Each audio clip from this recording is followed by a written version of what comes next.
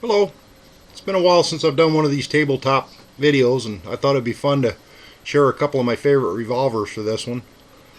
These are K38 Smith & Wesson 38 caliber revolvers, and I want to show the two of these because this one is a later model, and this one is an early model. It's known as a 4th model hand ejector target.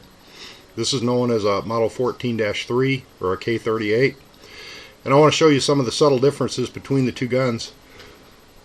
And we'll start with, namely, let's go with the early gun. This is an earlier model, K38, known as the 4th model hand ejector target. And the starting differences between this gun and the newer version, you have an enlarged ejector rod. You have screw adjusted sights. Not quite as precise as what's on the K38, and the steel composition is a little different. These are also known as a 5-screw revolver. Reason being is there are 5 screws used to assemble a side plate and the internal components. And these 5 screws here are, pull this grip off, show you the difference. You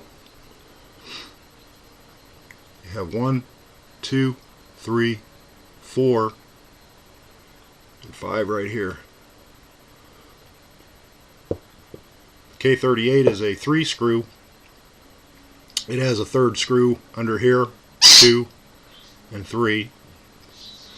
It has the straight ejector rod, and the biggest and probably most important difference is it has the micrometer click adjustable rear sight assembly, which is a little bit more precise than the screw adjusted, which in order to adjust this, you have just a simple screw at the top for elevation, screw up or down. Screwing it in will raise the elevation, screwing it down will lower it. And then to change the adjustment, or the windage adjustment, you would loosen one screw from one side, tighten the other screw up until you get approximation of where you want to hit on the paper, concern left, right.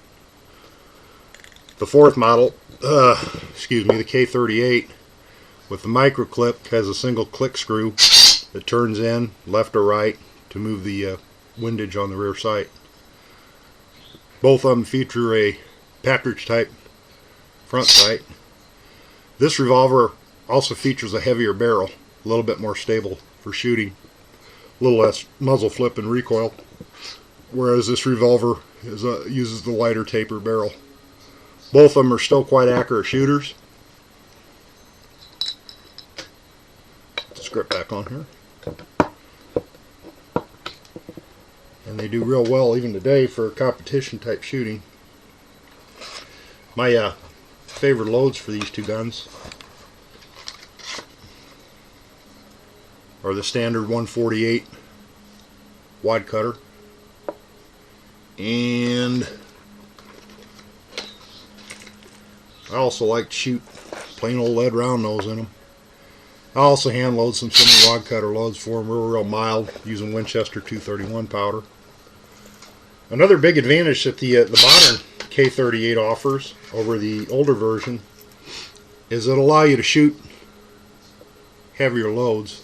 This is a hand load which approximates plus P velocity about 950 feet per second.